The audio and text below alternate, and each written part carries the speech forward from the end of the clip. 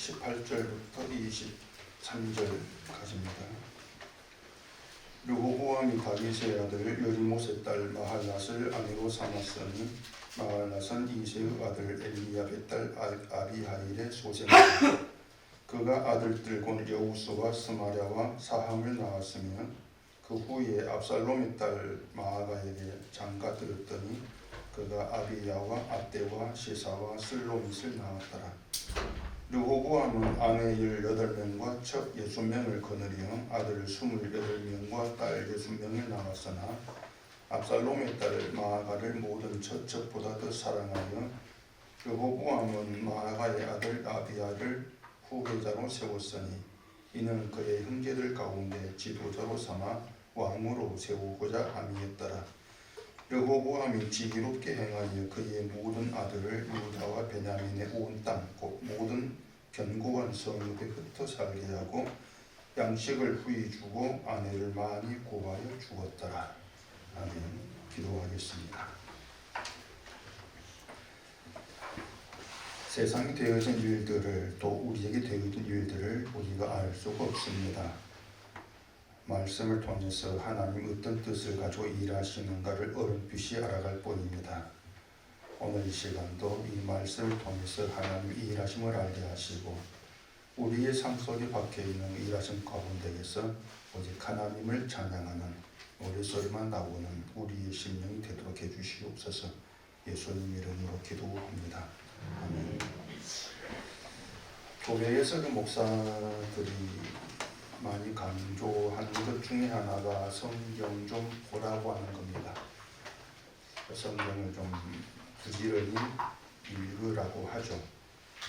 성경은 하나님의 생명의 말씀이기 때문에 이 성경을 가까이 하고 주야로 묵상하게 힘쓰면 영혼이 메마르지 않고 살찐다. 또 믿음이 성장을 하면서 모든 일이 형통해지는 삶을 살게 된다. 이런 얘기들을 하면서 성경 읽는 것을 바른 믿음 이렇게들 가르칩니다. 저는 여러분께 그 성경 읽으라는 말을 거의 하지 않기 때문에 이런 문제에서는 마음이 좀 편해질 수 있을지도 모르겠습니다. 제 기억으로는 그 성경 좀 읽으라 이런 말을 한 적이 기억이 없어요. 그래서 그래도 혹시라도 그런 말 해설가 싶어서 제가 거의라는 말을 하는 겁니다.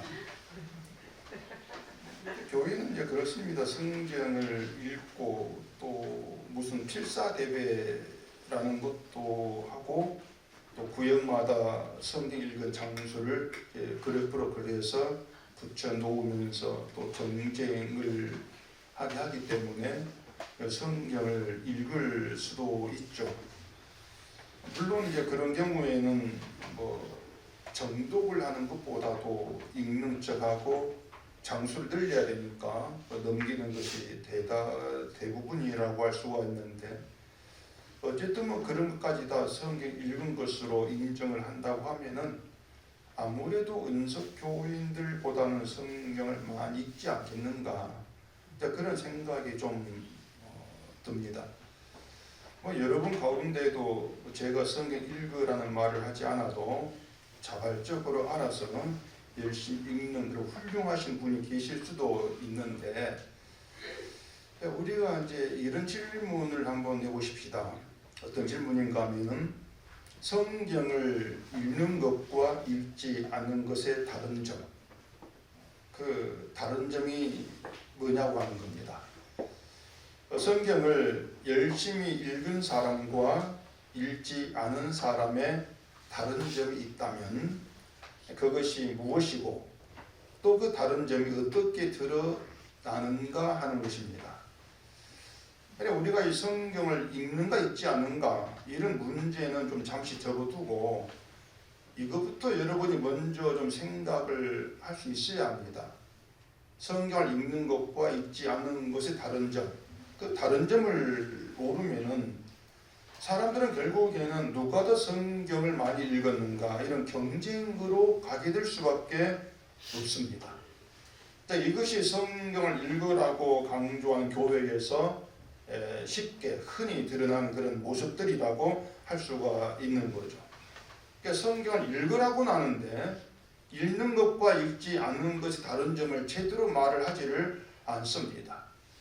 물론 뭐 말을 하긴 하겠죠. 근데 말을 한다고 해봐야 성경 읽으면 믿음이 성장한다. 그게 아니면 뭐 영혼 상태가 어떻고 복을 받지 못하고 뭐 이런 말들이 전부라고 할 수가 있죠.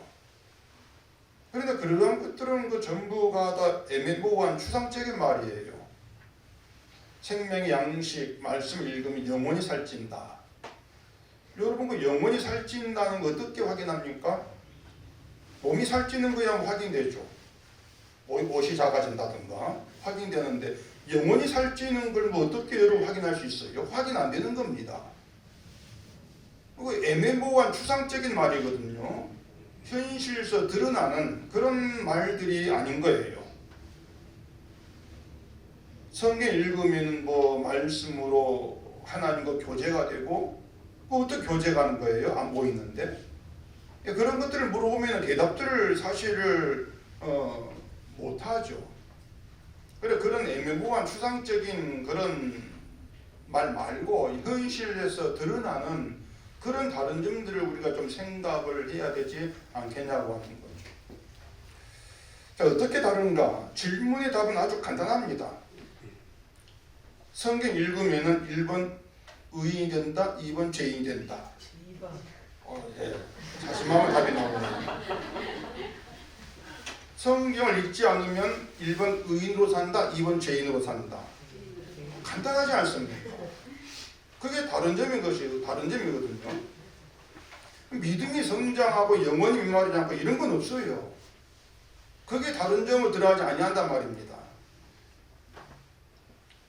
그러니까 그런 말들은 뭐 영혼이 살찌고 그런 말들은 인간의 그냥 막연한 그 소원을 갖다 붙이는 그런 것밖에 안 되는 겁니다. 문제를 하나 더 내겠습니다.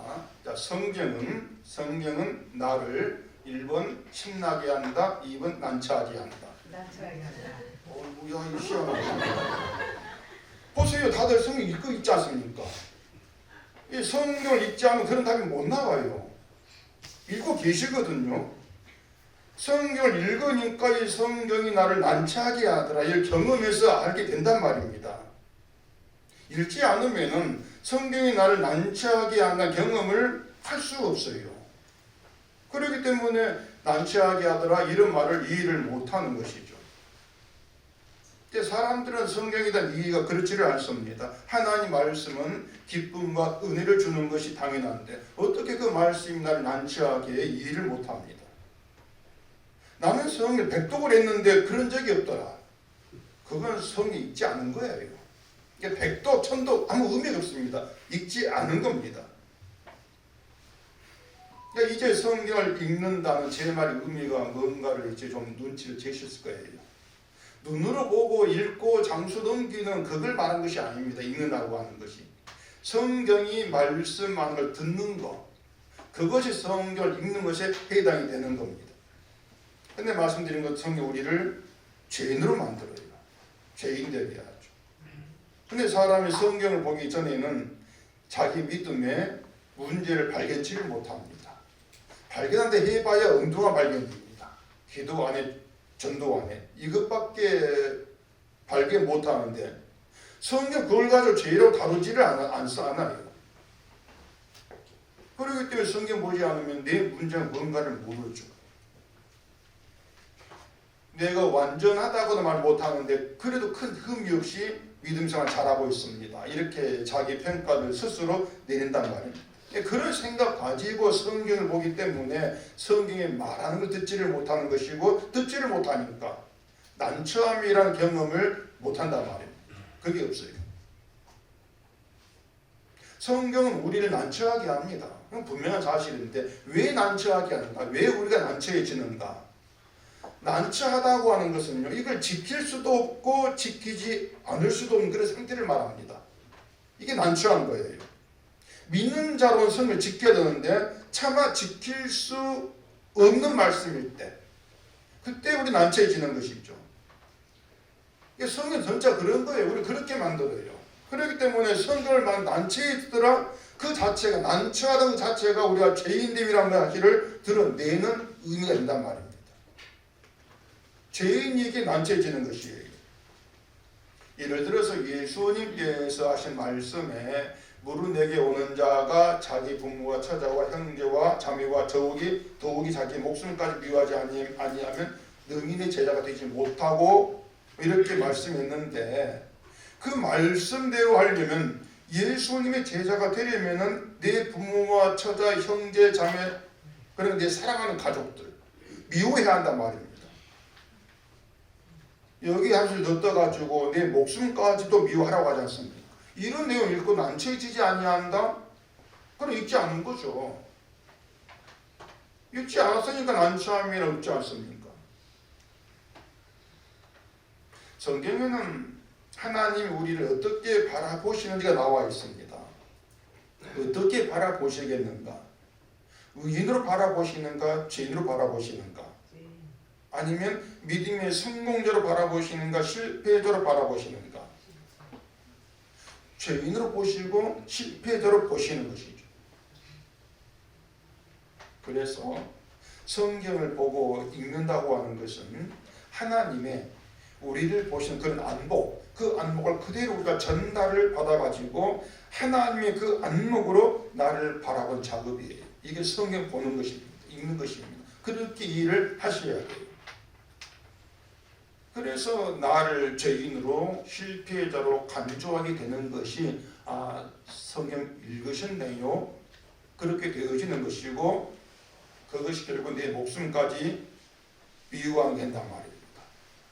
나를 실패자로 간주하는 것이. 이게 성경 읽고 읽지 않는 다른 점이에요.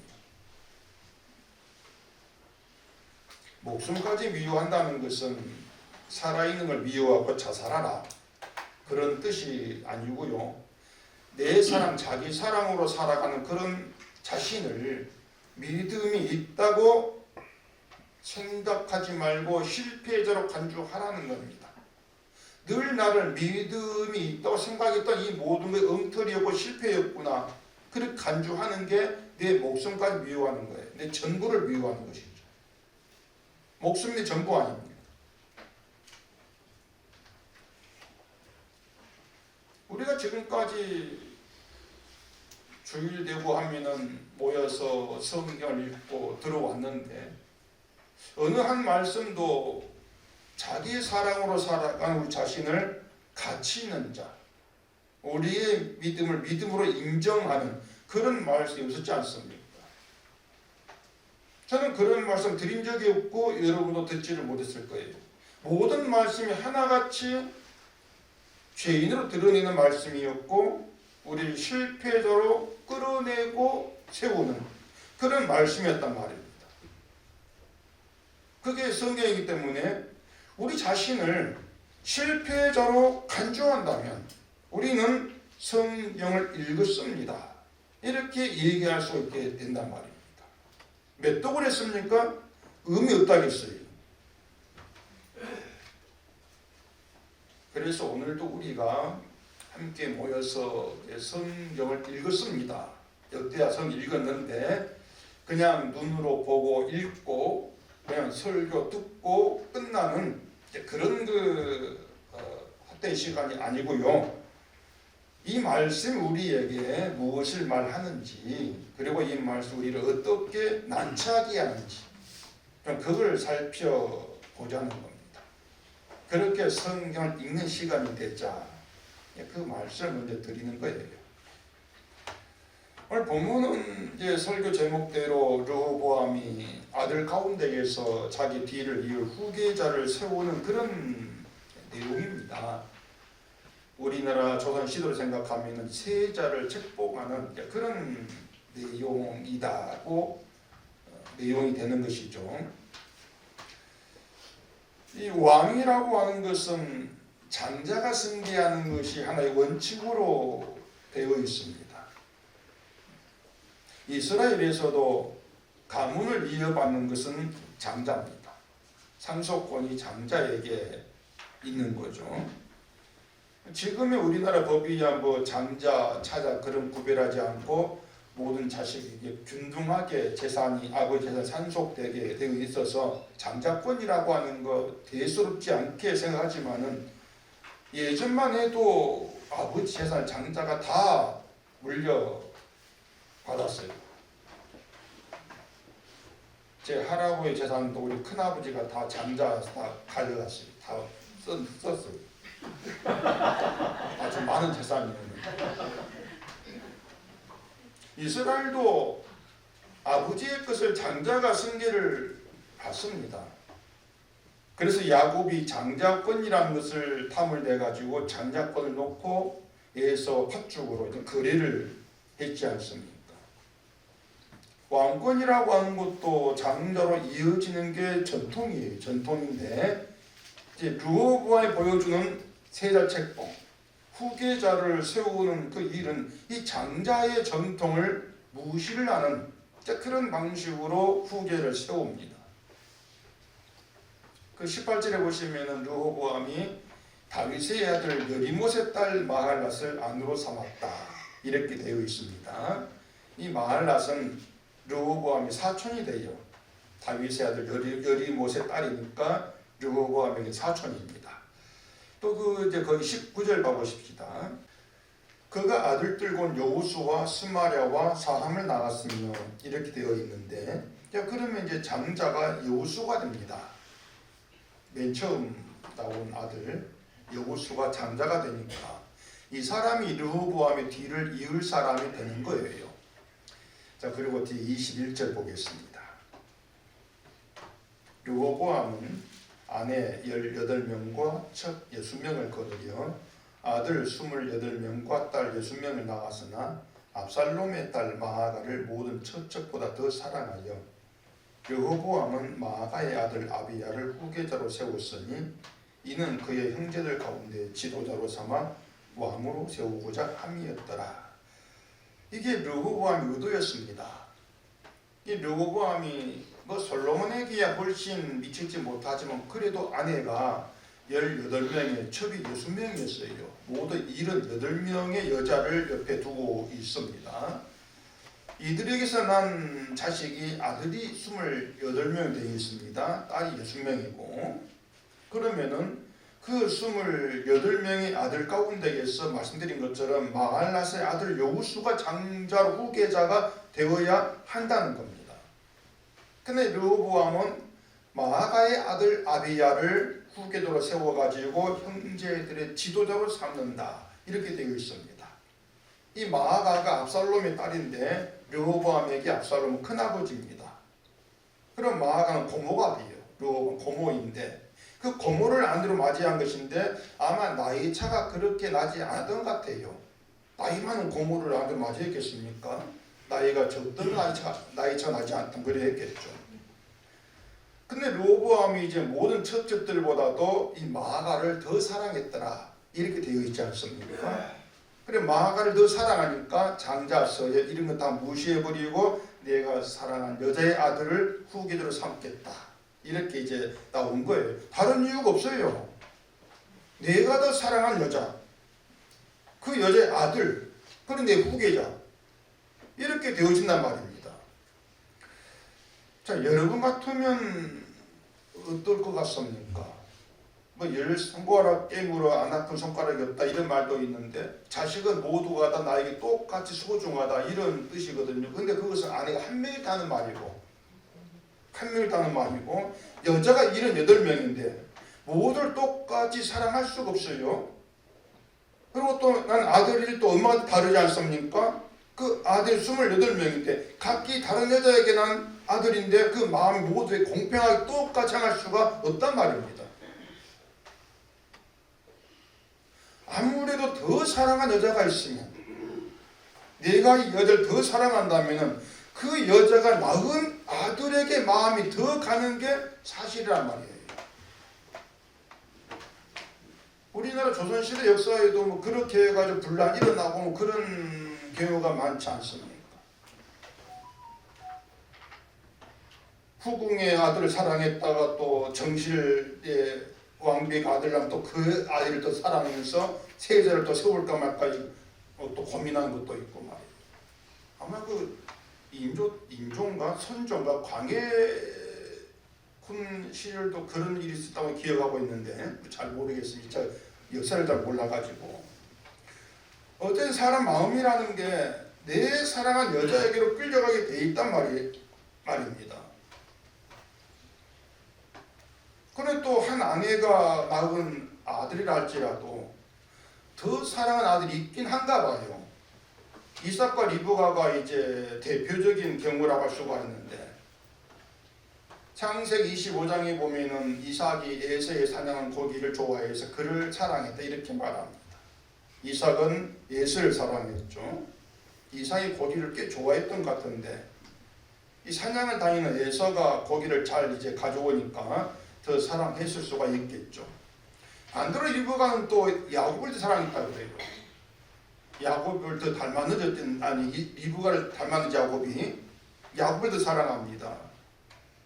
이것 때문에 야곱이 에서에게 내리려고 했던 복을 가로챈 사건이 이제 벌어지고 하지 않습니까? 장자에게 복이 내려지는 것이 당연한데 리브가는 그걸 무시해버리고 자기가 사랑하는 야곱에게 복이 내려지게 하려고 거짓을 꾸몄단 말이에요. 이삭도 자기가 사랑하는 에서를 축복하려고 했는데 장자라고 하는 것이 전부가 아니라는 얘기예요. 야곱보다 더 사랑하는 아들이라는 걸 작동했단 말입니다. 에서가 내가 더 사랑하는 아들이 작동한단 말입니다.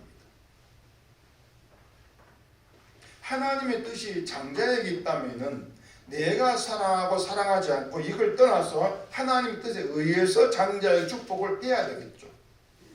그런데 사람 마음이 그렇게 움직이지 않아요. 내가 더 사랑하는 아들 이렇게 움직인단 말입니다.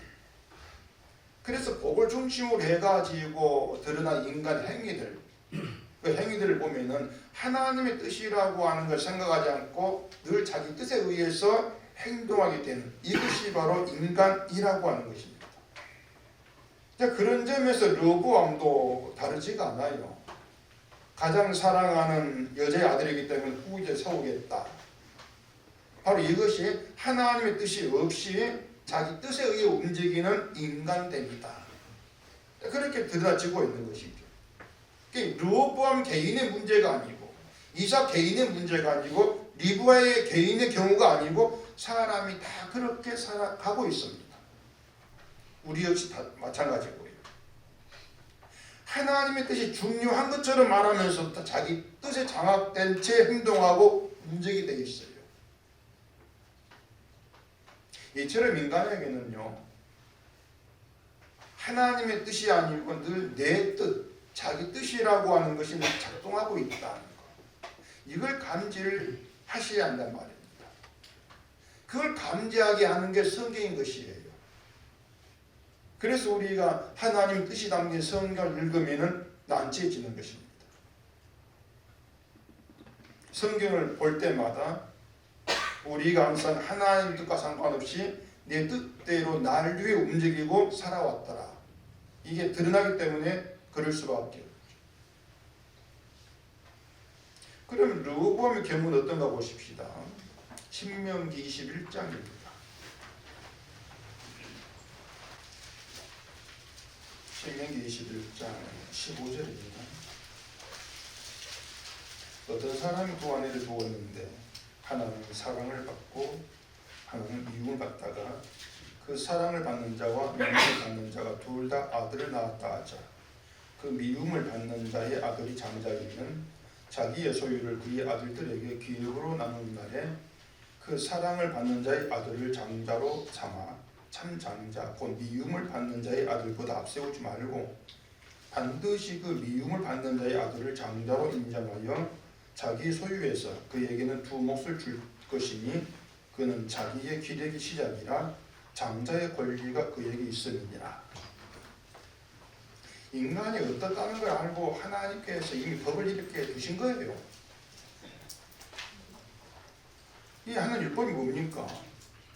두 아내를 두었을 때에 사랑하는 아내의 아들이라고 해서 그를 장자로 삼지 말라는 겁니다. 장자가 아닌데 내가 사랑하는 아내의 아들이야. 그 이후로 네가 장자야. 그렇게 하지 말라는 거예요. 비록 미움받는 아내라 할지라도 그 아내의 아들이 장자라면은 반드시 그를 장자로 인정을 하고 자기 소유에서 두 몫을 주라. 이게 하나님 율법입니다.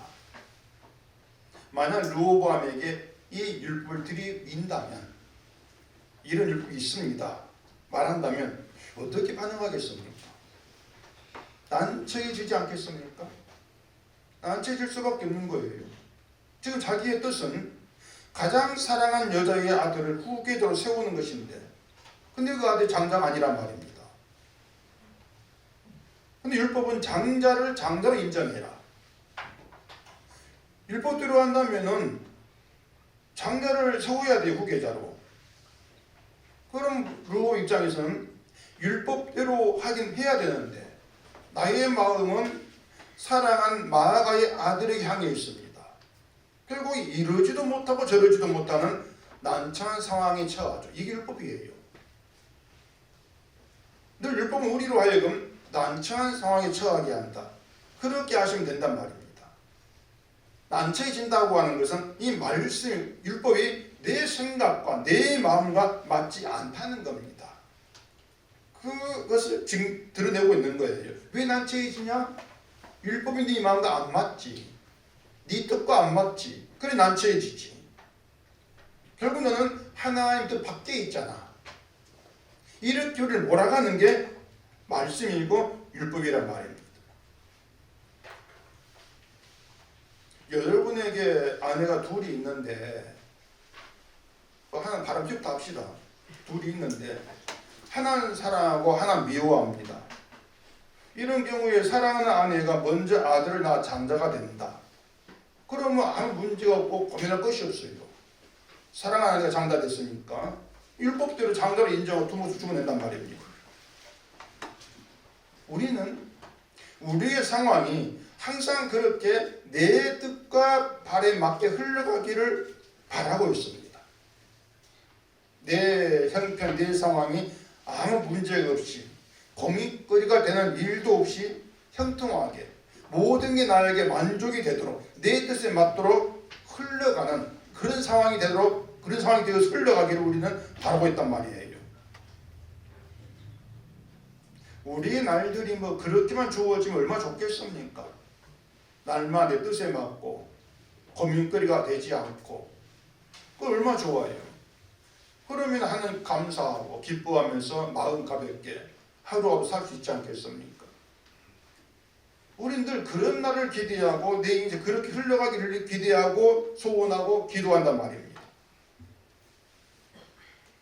그런데 우리의 삶이라고 하는 것이 그렇게 늘 나에게 만족이 되는 내 뜻에 딱딱 들어맞는 그런 상황으로만 주어진다면은 우리에게서 드러나지 않고 감추어서 묻혀버리는 것이 있습니다.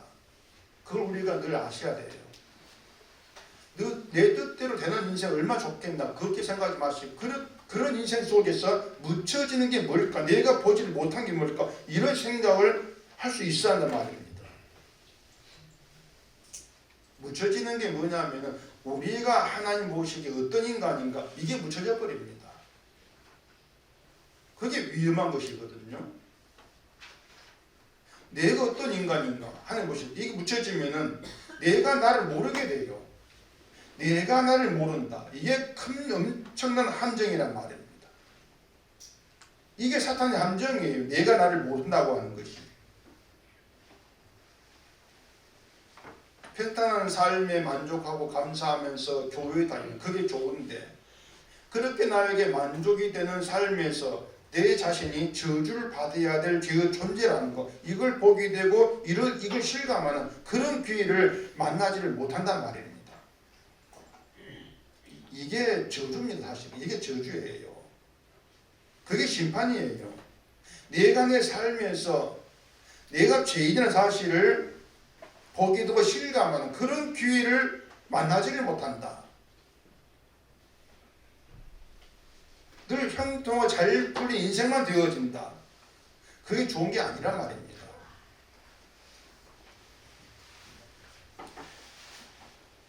늘 우리가 그렇게 형통한 삶을 꿈꾸게 되어지면은 내가 하나님 모시기에 어떤 인간을 모른 채 하나님 믿습니다 이렇게 하면서 교회에 다니는 것만 남게 되는 그런 사태가 발생을 하죠.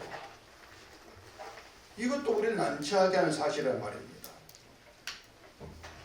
평탄하고 만족이 되는 삶을 사는 대신 죄의 존재인 것을 모르는 것, 이것하고 늘 힘들고 어렵고 고민하게 하는 그런 삶을 사는 대신 내가 죄의 존재라는 사실을 드러나고 깨닫게 하는 그런 기회가 된 삶 말고, 여러분 둘 중에 어느 쪽이겠습니까? 어느 쪽을 원합니까? 난처하지 않습니까? 늘 평탄한데 내가 죄의 존재를 모른다. 그 결과 우리가 알잖아요. 근데 늘 어렵고 고민하고 힘든 삶인데 그 삶이 내가 죄의 존재임을 깨닫는 기회가 된다. 그게 어떤 은혜가 또 알지 않습니까? 근데 우리 선뜻 하나님 날 어렵게 해주세요 그런 말을 못하는 말이에요. 그래 난처하단 말입니다. 그래 우리 뜻은요 언제나 내 중심으로 흘러갑니다. 그렇기 때문에 내 뜻은 늘 하나님이 하신 일과 부딪히더라. 이런 난처함을 경험할 수밖에 없어요. 그래서 하나님 말씀에 순종하고 말씀대로 살라, 이런 말은요 건방진 말입니다. 성경을 읽지 않는 사람들이란 건방진 말이에요. 성경을 알게 되어지면, 읽게 되어지면 말씀대로 순종하고 살라, 이건 우리가 할 수 없는 말입니다. 이걸 알게 되어지거든요. 어쨌든 르호보암이 마아가의 아들 아비야를 후계 세우기를 작정했고 아비야 다음 왕이 됩니다. 그러면 또 우리가 이제 인간적으로 생각해서 하나님께서 하시는 일에 좀 시비를 걸어 보십시다. 사랑하는 여자의 아들이라고 해서 장자가 아닌데 장자로 세우지 말라, 이런 율법 주셨습니다. 르호보암이 아비야를 후계자로 세우는 것은 그러면 율법을 어긴 것이 된단 말입니다. 장자가 아닌 사람 세웠으니까. 근데 왜 하나님은 장자 아닌 사람을 후계자로 세우는 일을, 율법대로 하지 않는 것을 왜 그냥 두고 보시냔 말입니다.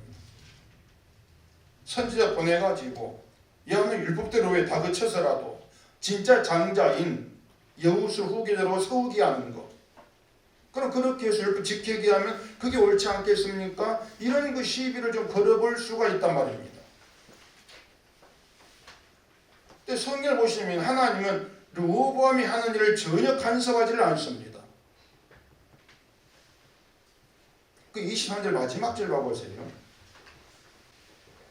르호보암이 지혜롭게 행하여 그의 모든 아들을 유다와 베냐민의 온 땅 모든 견고한 성읍에 흩어 살게 하고 양식을 후히 주고 아내를 많이 구하여 주었더라. 이게 무슨 내용인가 하면요, 르호보암이 다른 아들들을 좀 달래는 겁니다. 장자도 아닌데 후계자로 세우면 진짜 장자가 불만을 가질 수가 있겠죠. 또 다른 아들들도 불만이 있을 수가 있습니다. 왜 죄를 후계에 세웁니까? 우리는 뭡니까? 그 불만을 가지고 연합을 해가지고 반역을 할 수가 있겠죠. 그래 르호보암이 어떻게 하냐면 모든 아들들을 온 땅에 흩어 살게 하는 것입니다. 흩어버리는 거예요. 흩어버리면은 연합을 하지 못할 것이고 서로 만나가지고 불만 얘기하고 이런 기회를 얻게 하게 되겠죠. 그러니까 연합을 하지 못하게 미리 방지한단 말입니다. 그리고 양식을 후히 줍니다. 또 아내를 많이 구해줘요. 아내를 많이 구해주면서 불만 없게 달랜단 말입니다. 이것을 두고 르호보암이 지혜롭게 행했다, 이렇게 말하는 것입니다. 이 인간 지혜죠. 이게 모든 것이 자기가 정한 후계자를 위한 지혜란 말입니다. 그리고 자기를 위한 지혜죠. 이처럼 르보암의 모든 마음이 사랑한 여자에게로만 향해 있는데 그 르보암에게 선지자 보내가지고 너 율법대로 해. 진짜 상대로 세워, 후계자로 세워. 이렇게 충고한다고 가정해 보십시다. 이럴 때 두 가지 행동을 예상해 볼 수가 있습니다. 하나는 그 선지자 말을 듣지 않고 자기 고집대로 하는 겁니다. 나 율법 모르겠어. 난 나 마음대로 내 사랑하는 여자의 아들을 후계에 세우겠습니다. 이렇게 고집할 수가 있는 것이죠. 다른 하나는 율법이니까 그 말을 듣고 후계자를 진짜 장으로 세우니까 이 두 가지 행동을 예상해 볼 수 있겠죠. 그럼 둘 중에 어느 것이 말씀에 순종하는 것입니까? 어느 것이? 어느 쪽이에요? 둘 다 아니죠. 역시 성경을 부지런히 읽으신 분입니다. 둘 다 아닙니다.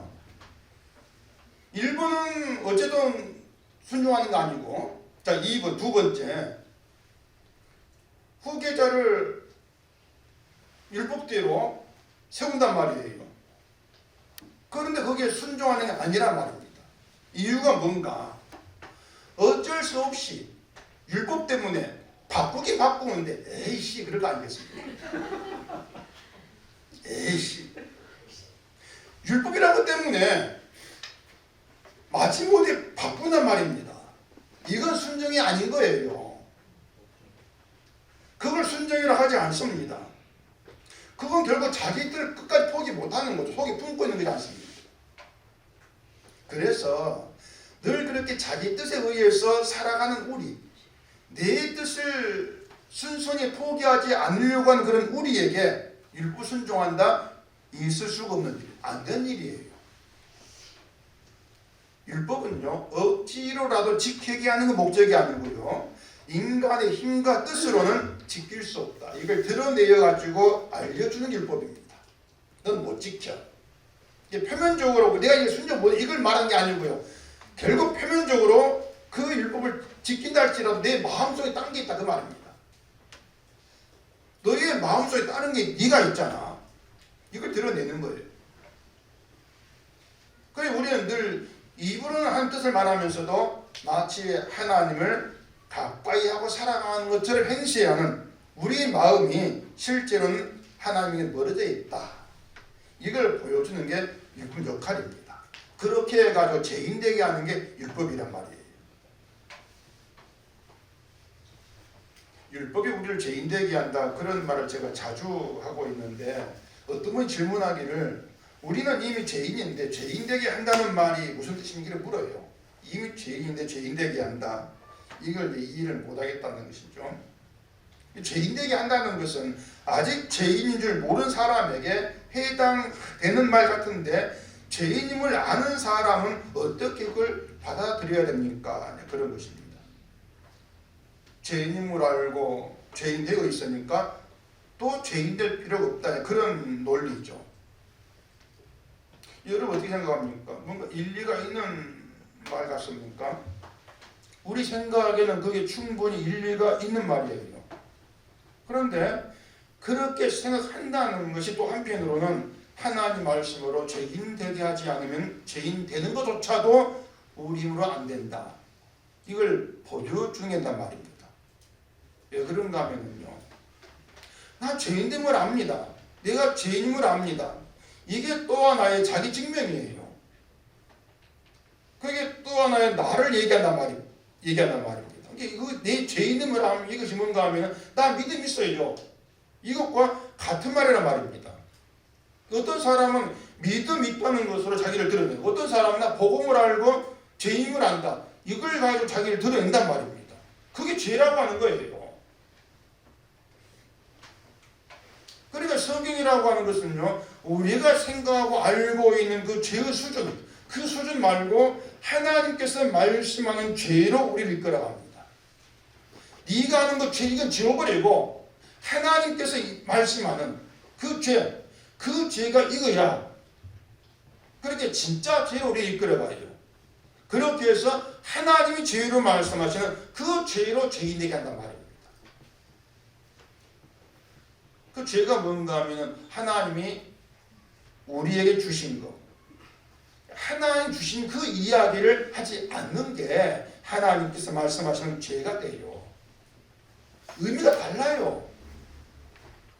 늘 죄 그러면은 우리 행동을 바라보고 내 속마음을 쳐다보고 우리는 하는데, 정말 하나님께서 말씀한 죄는 하나님 우리 주신 것이 있는데 그 주신 걸 이야기하지 아니한다. 그걸 죄로 말합니다. 하나님은요, 우리가 나 죄인입니다 그런 말 하는 것을 기뻐하시는 것이 아니란 말입니다. 죄인이 뭘 어쩌라고? 지옥 보내라 그 뜻이냐 그거예요. 그건 아니지 않습니까? 죄인으로 고백하면은 내가 복음을 아는 것을 인정받고 구원받지 않겠는가? 뭔가 그런 얄팍한 생각이 있는 것이 아닌가?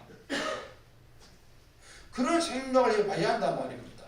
내가 무슨 뜻으로 내가 죄인을 얘기할까? 나를 죄인으로 얘기하는 그런 나를 돌아가야 한다는 얘기죠.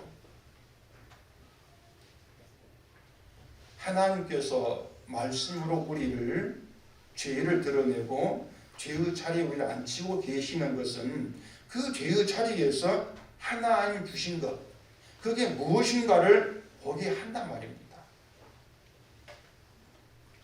하나님께서 주신 것은 아들의 피로 인한 용서지 않습니까? 그러니까 하나님 주신 그 용서의 이야기를 하라는 것이에요. 근데 그 이야기를 하지 아니한다. 그게 죄라고 하는 겁니다. 하나님께서 주셨고 우리가 받아 누리는 것, 그 이야기를 하는 게 성도예요. 그래서 성도는 자기 이야기를 하지 않게 되어 있습니다. 나 죄인입니다. 이것도 내 이야기죠. 죄인이란 말 자체를 하지 말라는 게 아니고요, 죄인된 나에게 베풀어진 하나님의 그 일, 죄인된 너에게 주어진 하나님의 그것, 그 선물, 그 은총, 그 이야기를 내라. 그 의미가 되는 것이란 말입니다. 그래서 우리가 항상 내 이야기를 하기를 좋아하는데, 그런 우리에게서 하나님의 이야기, 하나님 일을 끄집어내기 위해서 성령이 오시는 것입니다. 그 역대하 그 뒤에 12장을 봐보세요. 르호보암의 나라가 견고하고 세력이 강해지매 그가 여호와 율법을 버리니 온 이스라엘이 분받은지라. 이렇게 되어 있어요. 여러분, 그 르호보암을 여러분 이해할 수 있겠습니까? 이해가 됩니까? 르호보암이 나라가 견고합니다. 세력이 강해집니다. 하나님께서 그렇게 하게 해 주신 것이죠, 나라를. 근데 르호보암이 율법을 버린단 말이에요. 나라가 잘 되고 있는데. 아니, 잘 되면 율법을 더 잘 지켜 순종해야지 왜 버립니까? 자, 여러분이 르호보암과 같은 상황입니다. 복권 1등 당첨되게 했습니다. 그냥 뭐 상상만 해보십시오. 뭐 좋겠다 그랬죠. 복권 당첨됐어요. 어떻게 하겠습니까? 1번 율법을 더 잘 지킨다. 2번 율법 버린다. 2번. 이상하네. 무슨 뜻인 줄 알고 자꾸 2번 답을 말하는 2번이 맞긴 맞는데 2번이라고 한다 할지라도 속으로는 난 안 그럴 건데, 하나님 저기 복권 줘보세요. 당첨되게 보세요. 내가 그런가? 난 안 그럴 건데, 난 아닌데, 이렇게 할 분이 아마 있을 것 같아요. 아니, 복권 당첨 잘 된 율법 왜 버립니까? 말씀을 왜 버린단 말이에요. 더 잘 지키고 더 순종하고 더 섬겨야지. 사람이 기도하면 그거지 않습니까? 나 부자 되게 해주면요 더 잘 믿고 더 잘 섬기겠습니다. 이런 기도 안 합니까 사람들이? 율법 버린다는 것을 잘못 이해하니까 그래요. 율법 버린다고 하는 것을 단순히 율법이 명령하는 것을 문자적으로 지키지 않는 것, 이걸 버리는 것으로 생각지를 안 해야 합니다. 그게 버린다 의미가 아니에요. 애당초 율법 요구는요, 문자대로 지키라 이게 아닙니다. 그게 율법 요구가 아니에요. 율법은 우리를 죄인되게 한다고 했지 않습니까? 죄인되게 해서 죄의 자리에서 하나님 주신 것을 감사함으로 받고 그걸 이야기하고 증거하게 하는 것이 율법의 취지라겠단 말입니다. 그런데 죄가 뭐라 하겠습니까? 죄는 내 이야기를 하는 게 죄란 말입니다. 내 이야기하는 거. 근데 사람이 잘 되면 누구 이야기를 합니까? 내 이야기를 하게 되어 있단 말입니다. 잘 되면 하나님 감사합니다 그러면서도 내가 잘 믿었더니 이게 나와요. 내가 잘 믿었더니 내가 양심 바르게 이웃 행하지 않고 섬겨 살아왔더니 야 복권 당첨되게 하셨네. 자기 이야기가 나올 수밖에 없어요. 그러면 계속 잘 믿으면 지금 평안 하나님께서 주실 것으로 또 그렇게 생각한단 말입니다. 이게 율법 버린 거예요. 자기의 죄인됨을 생각지 아니하는 것. 나라가 강성해지고 세력이 강해져도 죄인됨을 알아야 되죠. 그게 율법이니까. 근데 그런 식으로 율법 지킨 사람 누가 있겠습니까? 아니 잘된 내가 죄인이라 그런 생각, 그런 미친 생각을 누가 해요? 그러기 때문에 사람은요 율법을 버린 자로 할 수밖에 없습니다. 저나 여러분이나. 그런데 우리는 자기를 생각에 조이한다는 것입니다. 내 이야기가 관심이 되지 않아야 되는데 그걸 우리가 할 수 없다고 하는 거죠. 그러니까 최종적인 것, 최종적인 결론이 뭔가 하면 죄인 되는 것밖에 없어요. 딴 게 없습니다. 죄인 되는 이것이 우리의 최종적인 결론입니다. 나에게 유리하고 좋은 상황만 기대하고 사는 것 죄고요. 항상 웃으며 살고 싶어하는 것 죄고 도무지 나에게 죄 아닌 것이 없다는 것을 실감하는 성경이에요. 그러니 난처할 수밖에 없단 말입니다. 그렇게 난처해지는 거 아유 더 보고 싶다 안 보고 싶어 그게 성경 제대로 읽은 것입니다. 성경 필사하면서 막 뭐 감격이 오고 내가 이걸 썼다니 뭐 감격이 오고 감사하고 기뻐하기도 그건 성경 쓴 것도 아니고 그것도 아닙니다. 정말 그래요. 그래서 이 성경에 등장하는 인간 행하는 것들이 우리 인간성과 다르지가 않다는 겁니다. 그렇게 성경은요 어떤 르호보암을 통해서 리브가를 통해서 이삭을 통해 야곱을 통해서 모든 인간들을 통해서 우리 인간됨 이걸 보여줘요. 근데 창세기부터 계시록까지 다 읽었는데 내가 누구인가 전혀 알지를 못한다? 결론은 그겁니다. 읽지 않았습니다. 당신은. 성경 다 읽어놓고 다 읽은 자기 이야기를 한단 말입니다. 그게 죄라는 걸 모르는 게 인간 무죄란 말이에요. 만약에 르호보암의 다른 아내들은 아들을 낳지 못하고 사랑하는 아내 마아가 혼자 아들을 낳았다. 그래서 장자가 되었다. 그러면 또 어떨 것 같습니까? 여러분이 르호보암 빙기를 해가지고 빙기라는 건 맞지 않까 하는데 어쨌든 빙해가 생각해 보세요. 다른 여자는 아들을 낳지 못해요. 사랑하는 아내가 아들을 낳아 장자가 되고 그 장자를 후에 세웁니다.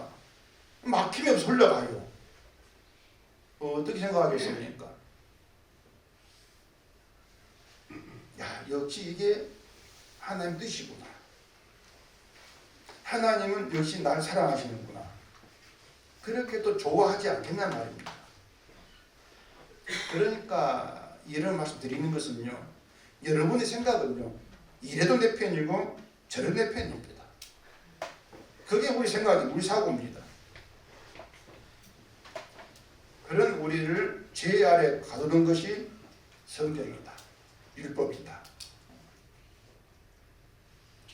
그러면 성경으로 삽시다. 이렇게 말할 때에 뭐가 성경으로 사는 것이냐? 간단하죠? 어떻게 살아요? 죄 아래 갇힌 대로 살면 되는 거예요. 이게 성경으로 사는 것이에요. 죄 아래 갇혀서 하나님이 이야기하게 하는 것, 이걸 이야기하는 것, 이게 성경으로 사는 것이란 말입니다. 갈라디아 3장 22절에 그러나 성경이 모든 것을 지 아래 가두었으니 이는 예수 그리스도를 믿음으로 말미암는 약속을 믿는 자들에게 주려 함이라 이렇게 말합니다. 성경이 모든 걸 우리 모두를 죄 아래 가둔 이유가 뭔가 하면은 예수 그리스도 믿음으로 말미암는 약속을 믿는 자들에게 주려 합니다. 약속을 주려고 죄 아래 가두었다는 거예요.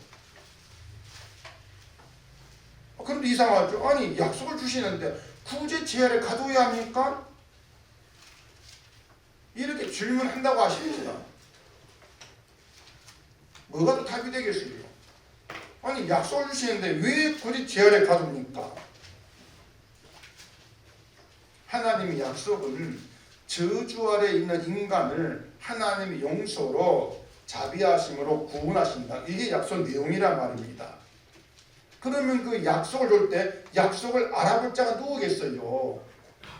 죄 아래 있는 자가 약속을 알아보죠. 그러면 죄 아래 가두는 거예요. 가두어 놓고 약속을 주신단 말입니다. 왜? 약속을 알아보고 그 약속에 담긴 내용을 네가 이야기 좀 해. 그게 하나님 의도란 말이에요. 약속 줬어. 받았지? 그럼 네가 받은 약속 안에 담겨 있는 거. 그 내용 좀 끄집어내 이야기해라. 그러려고 가두신단 말입니다. 그래서 죄에 가두어져야만이 하나님 베푼 용서와 자비하심을 알고 하나님 주신 것, 그걸 이야기하게 돼 있단 말이에요. 용서받을 수 없는 나 같은 자를 용서하신 사랑을 이야기하게 되는 것이죠. 그러려고 우리를 부르신 것이고 그렇게 하시려고 우리 인생을 이리저리 흔들고 꼬이게 하면서 죄가 나오게 만드신단 말입니다. 그리고 말씀 앞에 세우시고 죄 아래 가두시는 것이죠. 죄 아래 갇혔다면 내 의는 필요 없어요. 쓰잘데기가 없습니다. 그냥 나를 죄에서 저주에 건져내는 능력이 되는 건 용서밖에 없어요. 그럼 우리 용서만 귀하게 여기면 되겠죠. 하나님이 용서로 죄 없다고 선언되고 거룩한 자로 여김받게 하는 것. 그 용서 얼마나 귀합니까? 그래서 용서하시면 되게 중요한 것이야. 내 이야기가 아니고 용서 이야기가 나에게 중요한 것이야. 이렇게 나와지게 되겠죠. 죄 아래 가두었다면 그 죄에서 탈출할 사람은 아무도 없습니다. 그걸 생각하시면 돼요. 믿음이 바르고 성품이 선하고 이런 말은 필요가 없어요. 그래서 우리가 성경 읽을 때에 말씀이 나를 막 둘러싼다, 꽁꽁 묶는다는 느낌이 있어야 됩니다. 말씀이 둘러싸일 때 나는 죄인이라는 하나 그 인간으로만 남는다. 이게 생각이 되셔야 돼요. 그게 말씀 일이니까.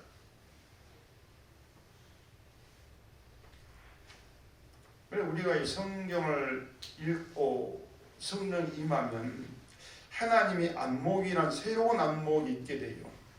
그 안목으로 나를 보게 되어지면은 내가 왜 죄인이라는 선에서 벗어나지를 못하는가, 왜 죄에 갇힌 자일 수밖에 없는가, 이걸 알게 되어지죠. 그 교황이 죽었다고 세계 뜯어져가는데 교황도 죄인은 죽지 않습니다. 이게 중요한 것은 죄가 무엇인가를 알고 죄인된 자로 죽거든요. 이게 중요한 거예요.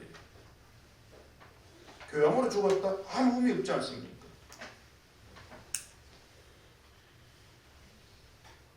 그래서 우리에게 의미 있는 것은, 죄인된 자에게 의미 있는 것은 하나님 주신 것밖에 없다는 것입니다. 그 주신 걸 이야기하라고 부름받는 게 성도라는 게 여러분에게 좀 새겨져야 돼요. 그래 하나님 우리에게 아무 요구도 하지 않습니다. 아무 요구도 하지 아니한다. 이것이 가벼움이 돼야 돼요. 그 가벼운 가운데에서 하나님 주신 것을 감사, 기쁘게 여기면서 이야기하고 이렇게 이게 성도가 누리는 복이에요. 다만 그 이야기를 하는 자로 만들기 위해서 하나님 우리 인생을 이리저리 꼬이게 하신다. 이걸 늘 기억하시기를 바랍니다. 기도하겠습니다. 아버지 하나님, 말씀이 아니면 우리를 보지를 못합니다. 내가 누구인가 알지 못하고 늘 헛된 착각 속에서 살아갈 뿐입니다. 이 시간 그 말씀을 통해서 우리가 죄인 된 자리에 있게 되고 그 자리에서 하나님께서 주신 그걸 알고 그걸 바라보면서 하나님의 용서 자비하심 그 이야기만 하기를 소원하고 그 이야기를 하는 그런 성도로 살아갈 수 있도록 도와주시옵소서. 예수님 이름으로 기도합니다. 아멘.